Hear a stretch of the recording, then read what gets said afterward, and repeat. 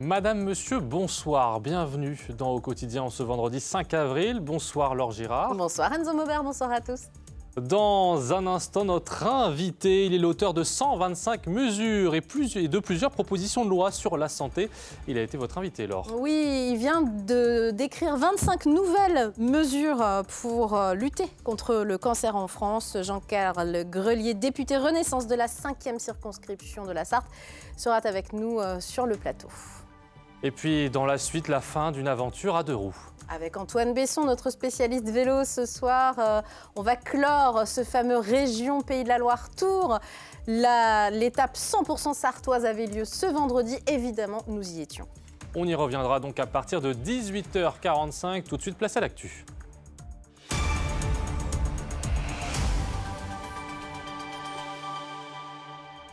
Et donc nous le disions, en ce vendredi 5 avril, une édition largement consacrée à la petite reine. Avec la dernière étape 100% sartoise du région Pays de la Loire Tour, ambiance dans le public au départ, à Marolles-les-Braaux et puis direction Gazonfier, où la fameuse côte a encore une fois tenu ses promesses. Enfin, 40 élèves du lycée des métiers Sainte-Catherine viennent de passer 24 heures en immersion professionnelle dans un hôtel 4 étoiles du Mans, une innovation pédagogique qui porte ses fruits, vous le verrez.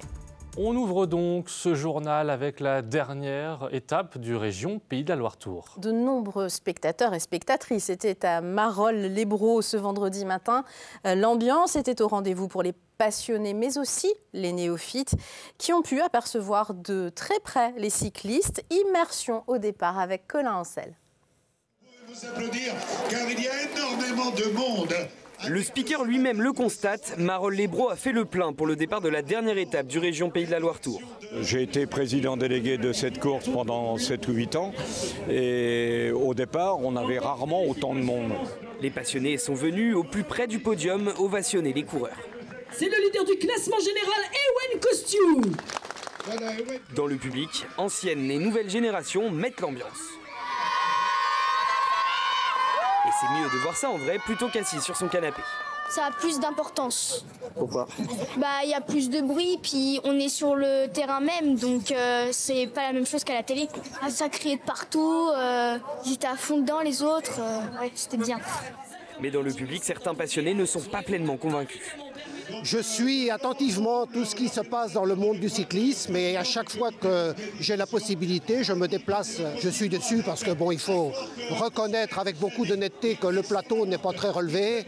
Bon, je suis dessus aussi par l'ambiance locale où bon, faut reconnaître que dans la région, c'est pas quand même un lieu où il y a une grande ferveur vis-à-vis du vélo.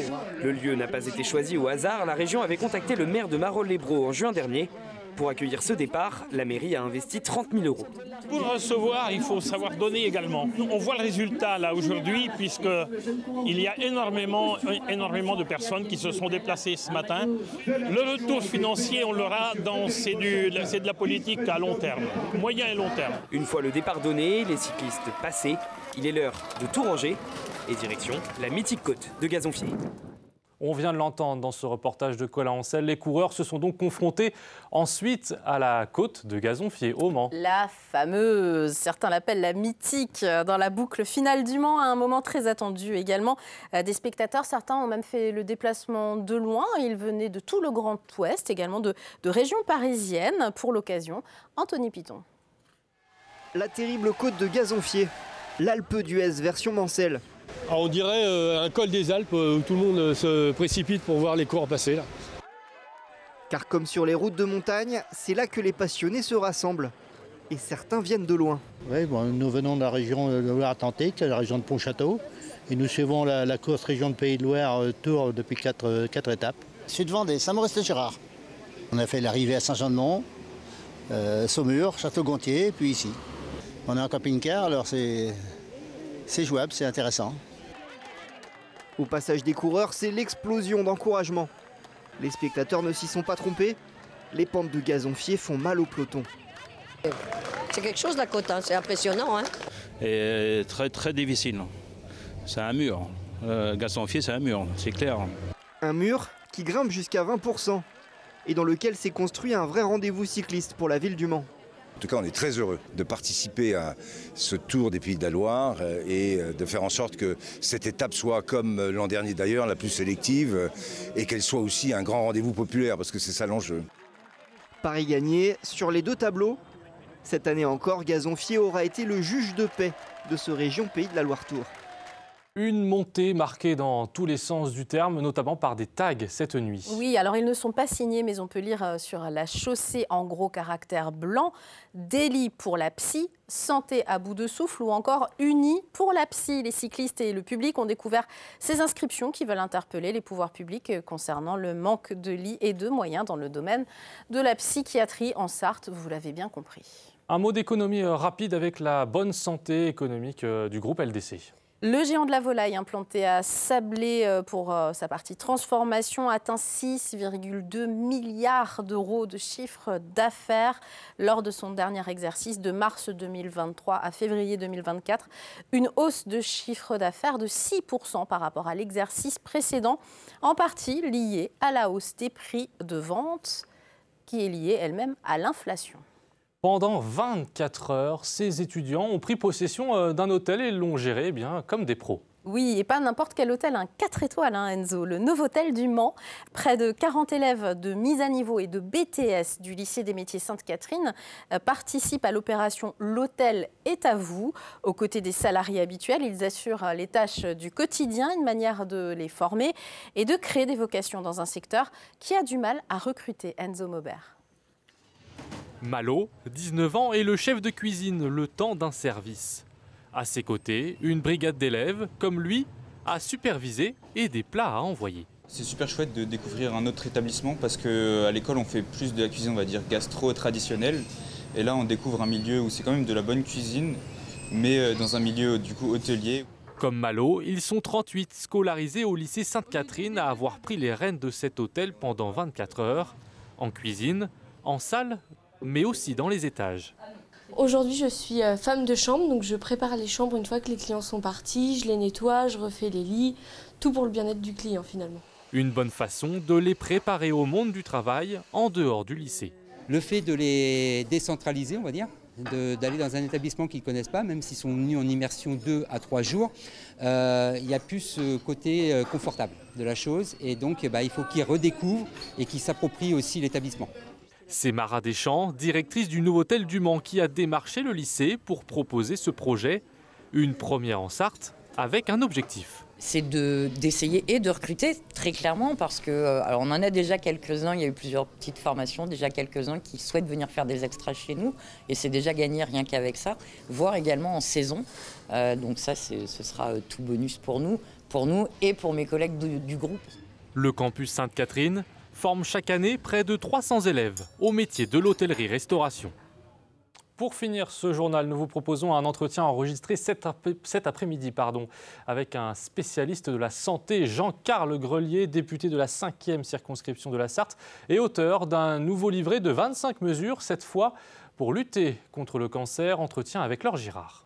Jean-Carl Grelier, député de la 5e circonscription de la Sarthe, merci d'être avec nous sur ce plateau. Enzo l'a dit, vous venez présenter ces 25 mesures contre le cancer.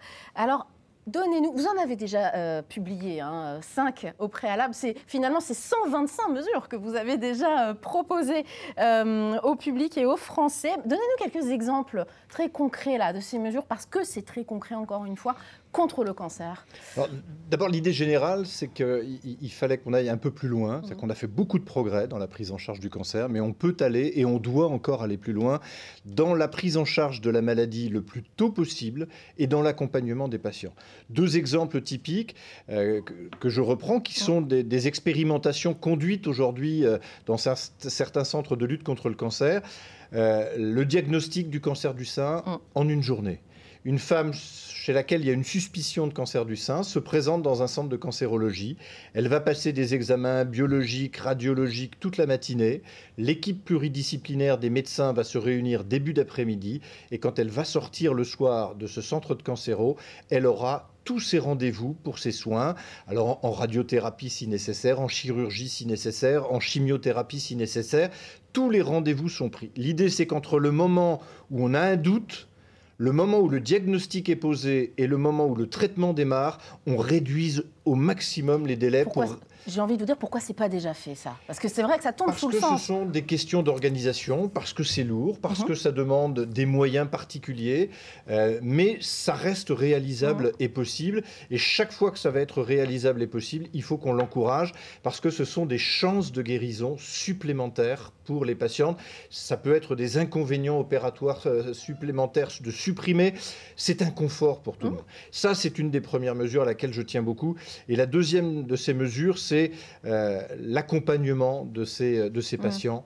Parce que c'est très lourd quand un malade est atteint d'un cancer dans une famille, si c'est l'un des parents ou si c'est l'un des enfants. Et il faut permettre à celui de la famille qui va l'accompagner dans ses visites. Ce qu'on appelle les aidants. Les aidants, mais au-delà même de l'aidant.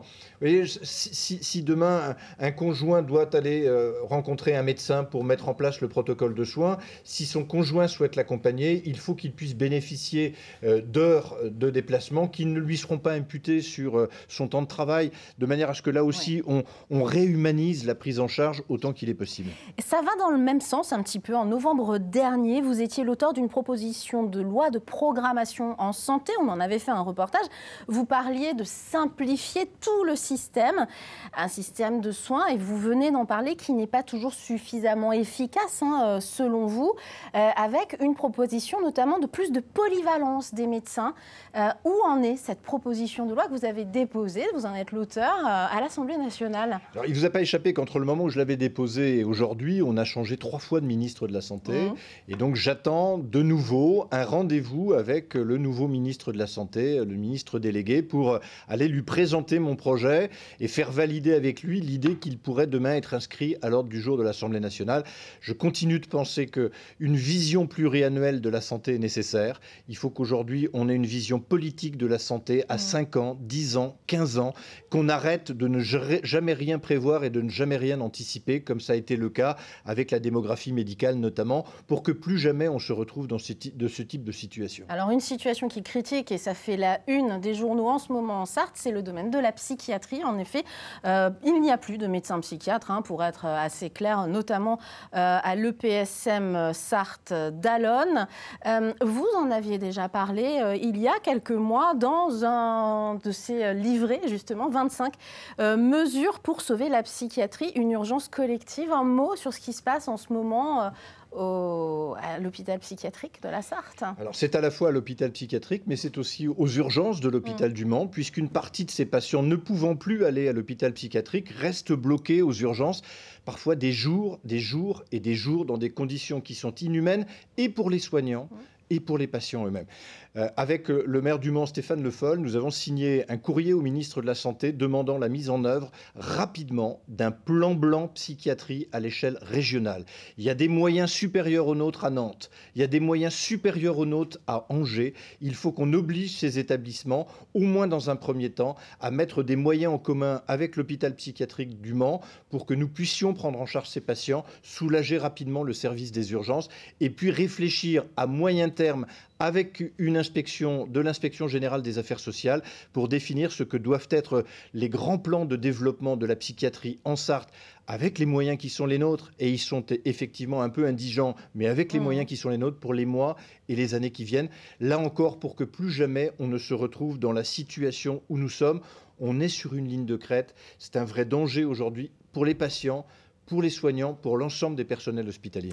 Merci en tout cas d'être venu nous parler de ces 25 mesures. Alors cette fois-ci, c'est pour lutter contre le cancer, préfacé par le professeur Jean-Yves Blé. Vous pouvez retrouver les éléments tout simplement sur le site internet de l'Assemblée nationale qui est bien référencé. Merci d'être venu sur ce plateau. Merci à vous.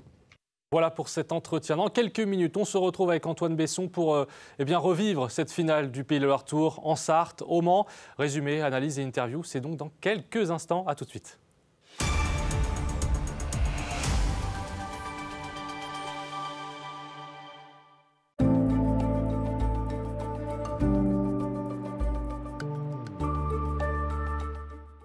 Bonsoir messieurs, dames, ravi de vous retrouver pour ce nouveau bulletin météo. J'espère que vous allez bien, que vous avez passé une excellente journée. en notre compagnie. Alors regardez, dans un premier temps, ces températures qui resteront très douces pour la saison, surtout pour votre soirée. Encore 17 degrés pour Alençon, encore pour Style-Guillaume, jusqu'à 18 degrés à Vendôme, au Mans ou encore à Mamers et jusqu'à 19 degrés à Blois pour Tours ou encore du côté d'Angers ainsi que pour la Flèche, des températures qui resteront extrêmement douces. Alors côté ciel, malheureusement, c'est toujours la grisaille qui va persister sur l'ensemble de la région. Alors pour la journée de samedi, quelques rayons de soleil, mais attention toujours entre deux passages nuageux, les températures qui évolueront entre 11 et 12 degrés au petit matin avec 11 degrés pour Alençon, pour Mamers ou encore pour Sille-le-Guillaume ainsi que pour Sablé-sur-Sarthe, 12 degrés à Tours, au Mans ou encore pour Laval. Alors des températures qui vont continuer de grimper dans l'après-midi, on repassera largement au-dessus des normales de saison, des températures dignes d'un mois de juillet voire même d'un mois d'août. Pourquoi? Tout simplement parce que le flux va basculer dans un secteur sud à sud-est, par conséquent des températures qui vont repasser au-dessus de ce qu'on devrait avoir normalement à cette même époque de l'année. Alors cette hausse des températures ne sera que temporaire. 23 degrés à Vendôme pour Blois ou encore du côté de Tours, 24 degrés pour Alençon, 25 degrés au Mans ou encore du côté de Laval. Pour la journée de dimanche, les températures vont de nouveau baisser avec 17 degrés pour Alençon, 16 degrés à Sille-le-Guillaume, 18 degrés au Mans, côté ciel de nombreux nuages, le retour de quelques précipitations et ça devrait être le même programme météo pour la journée de lundi avec un thermomètre compris entre 15 et 20 degrés. Passez une excellente journée en ce samedi 6 avril.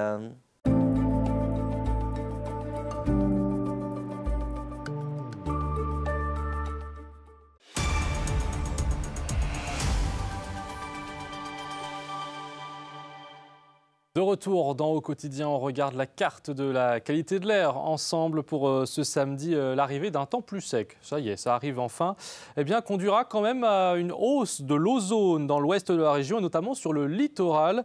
Donc vous le voyez, l'indice de qualité de l'air s'en trouvera moyen et parfois dégradé, notamment sur la côte atlantique et en Vendée. Voilà alors. Et tout de suite, eh bien, on fait le point sur cette dernière étape du Pays de la Loire-Tour.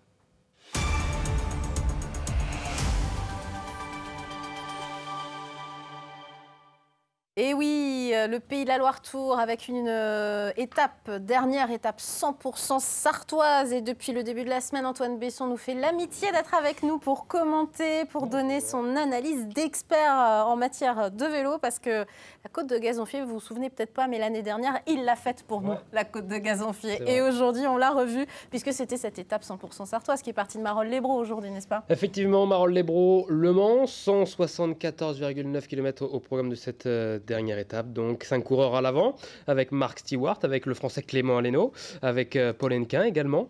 À l'arrière du peloton, enfin à l'avant du peloton, c'est la formation du leader Ewan Cosnew et son maillot jaune qui prend la chasse à son compte.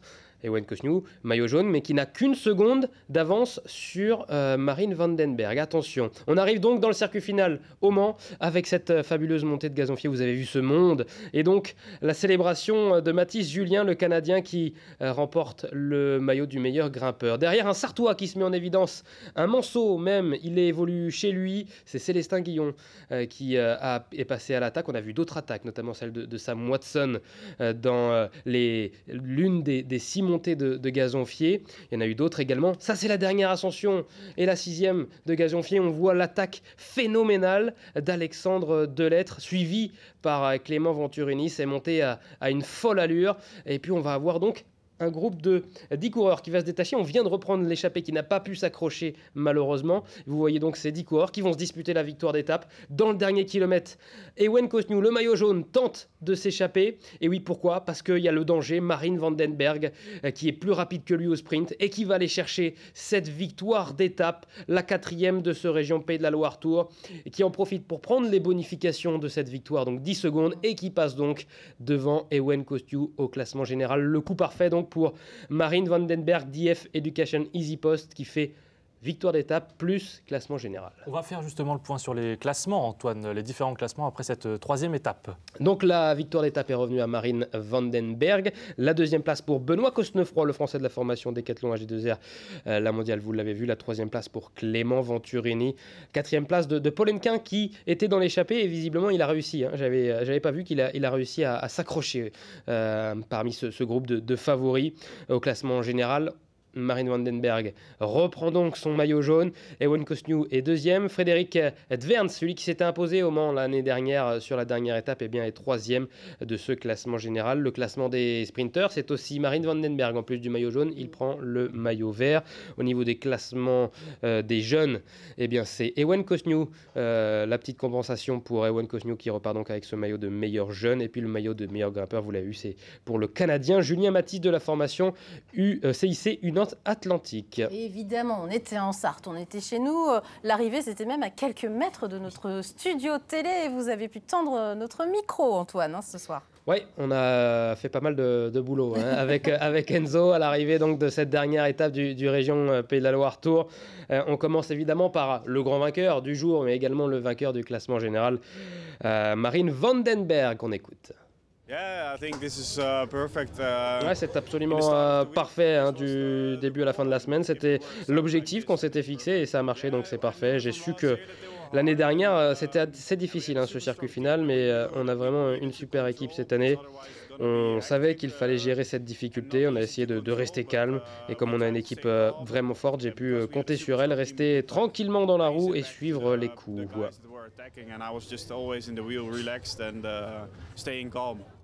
Voilà. Malheureusement, le grand perdant du jour, c'est évidemment notre jeune Français Ewan Cosnew qui portait encore le maillot jaune de leader au départ ce matin du côté de Marolles-les-Braus et qui a perdu donc son maillot jaune au Mans, mais qui peut se conforter donc avec ce maillot blanc de meilleur jeune et une deuxième place au classement général. On l'écoute lui aussi.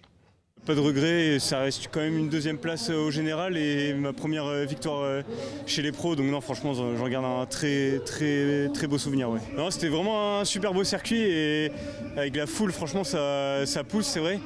Et non, franchement, c'est vrai que le circuit est vraiment sympa avec tous les virages, les bosses, montées, descentes, puis une belle arrivée. Non, franchement, c'est un super beau final, ouais.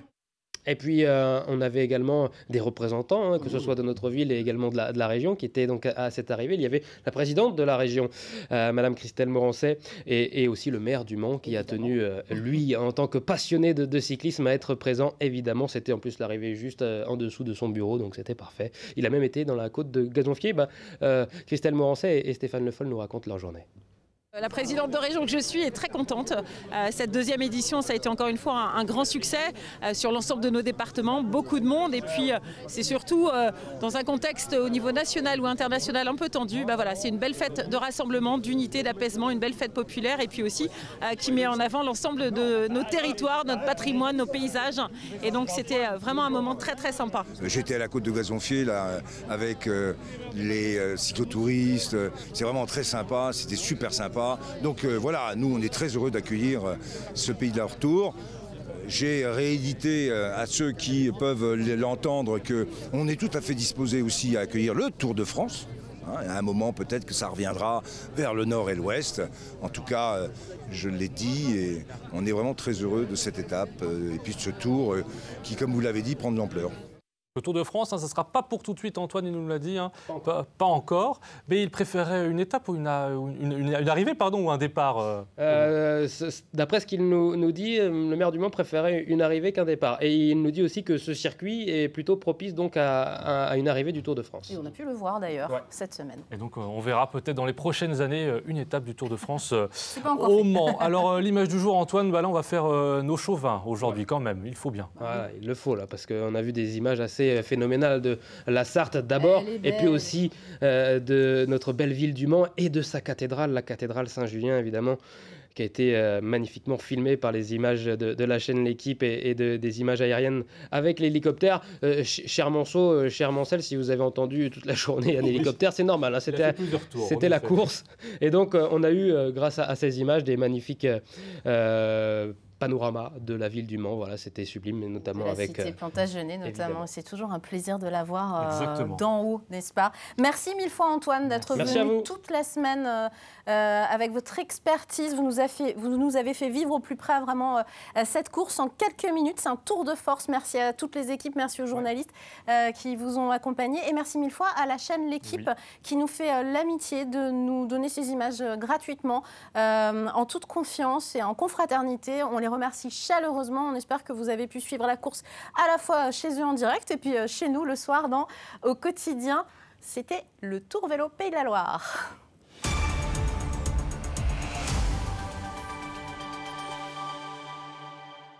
Voilà, et c'est donc déjà la fin de Quotidien et puis de cette semaine du vélo, alors qu'on a pris beaucoup de plaisir à vous retransmettre ici sur LMTV. J'espère que vous en avez fait également autant de plaisir chez vous. Merci de nous avoir suivis. Dans un instant, c'est les Sartois du web avec Aurélien Caillos. Excellente soirée, bon week-end et à lundi.